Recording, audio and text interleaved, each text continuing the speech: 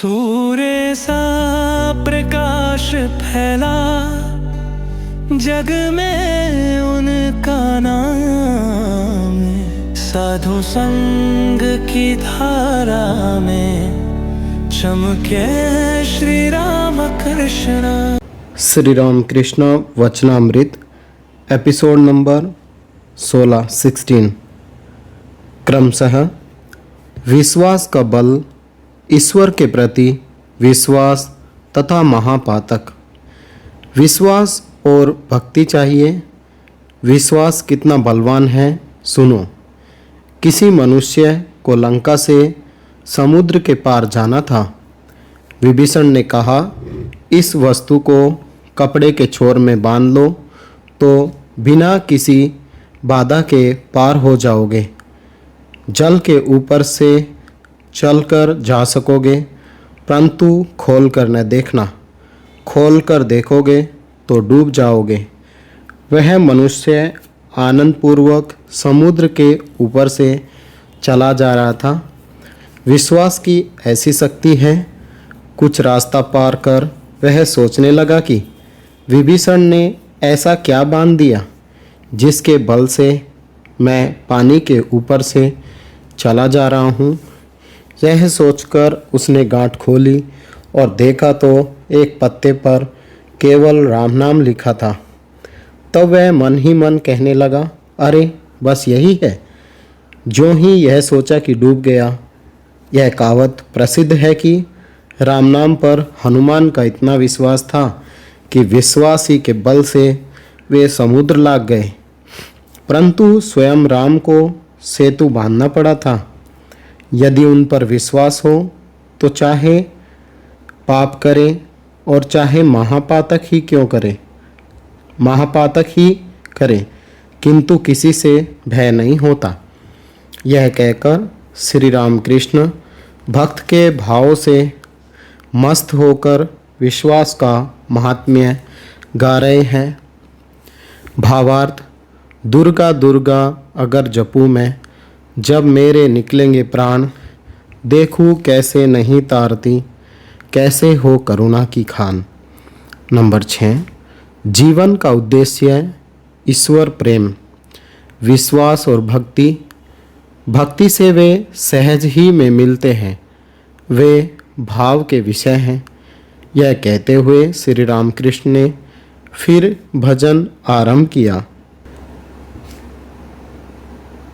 वे भाव यह है, मन तू अंधेरे घर में पागल जैसा उसकी खोज क्यों कर रहा है। वह तो भाव का विषय है।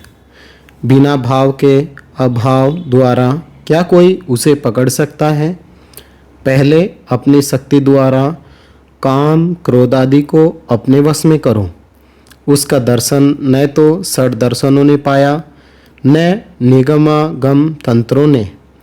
वह भक्ति रस का रसिक है, सदा आनंदपूर्वक हृदय में विराजमान है। उस भक्ति भाव को पाने के लिए बड़े बड़े योगी युग युगांतर से योग कर रहे हैं। जब भाव का उदय होता है तब भक्त को वह अपनी ओर खींच लेता है। जैसे लोहे को चुंबक प्रसाद कहता है कि मैं मातृभाव से जिसकी खोज कर रहा हूँ, उसके तत्व का भंडा क्या मुझे चौराहे पर फोड़ना होगा। मन इशारे से ही समझ लो। श्री रामकृष्ण समाधि में गाते हुए श्री रामकृष्ण समाधिस्थ हो गए। हाथों की अंजलि बंध गई। देह उन्नत और स्थिर, नेत्र स्पंदहीन हो गए। पश्चिम की ओर मुँह किए उसी बेंच पर पैर लटकाए बैठे रहे। सभी लोग गर्दन ऊंची करके यह अद्भुत अवस्था देखने लगे। पंडित विद्यासागर भी चुपचाप एकटक देख रहे हैं। श्री रामकृष्ण प्रकृतिस्थ हुए, लंबी सांस छोड़कर फिर हंसते हुए बातें कर रहे हैं। भाव, भक्ति, इसके माने उन्हें प्यार करना। जो ब्रह्म है उन्हीं को माँ कहकर पुकारते हैं। प्रसाद कहता है कि मैं मातृभाव से जिसकी खोज कर रहा हूँ उसके तत्व का भंडा क्या मुझे चौराहे पर फोड़ना होगा? मन इशारे ही से समझ लो। राम प्रसाद मन को इशारे ही से समझने के लिए उपदेश करते हैं। यह समझने को कहते हैं कि वेदों ने जिन्हें ब्रह्म कहा है उन्हीं को मैं माँ कहकर पुकारता हूँ। जो निर्गुण हैं वे ही सगुण हैं, जो ब्रह्म हैं वे ही शक्ति हैं। जब यह बोध होता है कि वे निष्क्रिय हैं तब उन्हें ब्रह्म कहता हूँ, और जब यह सोचता हूँ कि वे सृष्टि स्थिति और प्रलय करते हैं तब उन्हें आद्याशक्ति काली कहता हूँ। ब्रह्मा और शक्ति अभेद हैं, जैसे कि अग्नि और उसकी दाहिका शक्ति। अग्नि कहते ही दाहिका शक्ति का ज्ञान होता है और दाहिका शक्ति कहने से अग्नि का ज्ञान। एक को मानिए तो दूसरा भी साथ मान लिया जाता है। उन्हीं को भक्तजन माँ कहकर पुकारते हैं। माँ बड़े प्यार की वस्तु है। ईश्वर को प्यार करने से वे प्राप्त होते हैं। भाव, भक्ति, प्रीति और विश्वास चाहिए। एक गाना और सुनो। भाव और विश्वास। भावार्थ। चिंतन करने से भाव का उदय होता है। जैसा भाव होगा लाभ भी वैसा होगा। मूल है प्रत्यय। काली के चरण सुधा सागर में यदि चित्त डूब जाए तो पूजा, होम, याग, यज्ञ कुछ भी आवश्यक नहीं। चित्त को उन पर लगाना चाहिए, उन्हें प्यार करना चाहिए। वे सुधा सागर हैं, अमृत सिंधु हैं। इसमें डूबने से मनुष्य मरता नहीं, अमर हो जाता है।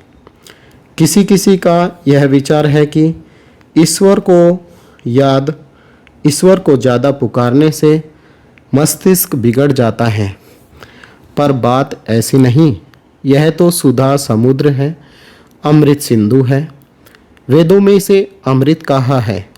इसमें डूब जाने से कोई मरता नहीं, अमर हो जाता है। निष्काम कर्म तथा जगत कल्याण, पूजा, होम, याग, यज्ञ ये कुछ नहीं है। यदि ईश्वर पर प्रीति पैदा हो जाए तो इन कर्मों की अधिक आवश्यकता नहीं। जब तक हवा नहीं बहती तभी तक पंखे की जरूरत होती है। यदि दक्षिणी हवा आफ ही आने लगे तो पंखा रख देना पड़ता है। फिर पंखे का क्या काम? तुम जो काम कर रहे हो ये सब अच्छे कर्म हैं। यदि मैं करता हूँ इस भाव को छोड़कर निष्काम भाव से कर्म कर सको तो और भी अच्छा है। यह कर्म करते करते ईश्वर पर भक्ति और प्रीति होगी। इस प्रकार निष्काम कर्म करते जाओ तो ईश्वर लाभ ही होगा। उन पर जितनी ही भक्ति प्रीति होगी उतने ही तुम्हारे काम घटते जाएंगे। गृहस्थ की बहू जब गर्भिणी होती है तब उसकी सास उसका काम कम कर देती है। 9 महीने पूरे होने पर बिल्कुल काम छूने नहीं देती। उसे डर रहता है कि कहीं बच्चे को कोई हानि न पहुँचे, संतान प्रसव में कोई विपत्ति न हो। हास्य। तुम जो काम कर रहे हो उससे तुम्हारा ही उपकार है। निष्काम भाव से कर्म कर सकोगे तो चित्त की शुद्धि होगी। ईश्वर पर तुम्हारा प्रेम होगा। प्रेम होते ही तुम उन्हें प्राप्त कर लोगे। संसार का उपकार मनुष्य नहीं करता, वे ही करते हैं जिन्होंने चंद्र सूर्य की सृष्टि की, माता पिता को स्नेह दिया, सत्पुरुषों में दया का संचार किया और साधु भक्तों को भक्ति दी। जो मनुष्य कामना शून्य होकर कर्म करेगा वह अपना ही हित करेगा। निष्काम कर्म का उद्देश्य ईश्वर दर्शन। भीतर सुवर्ण है, अभी तक तुम्हें पता नहीं चला। ऊपर कुछ मिट्टी पड़ी है, यदि एक बार पता चल जाए तो अन्य काम घट जाएंगे।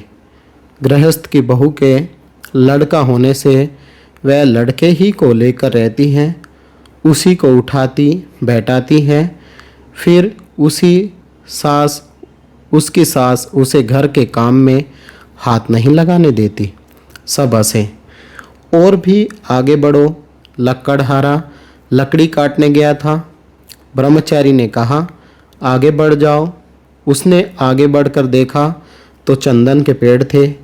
फिर कुछ दिन बाद उसने सोचा कि ब्रह्मचारी ने बढ़ जाने को कहा था, सिर्फ चंदन के पेड़ तक तो जाने को कहा नहीं।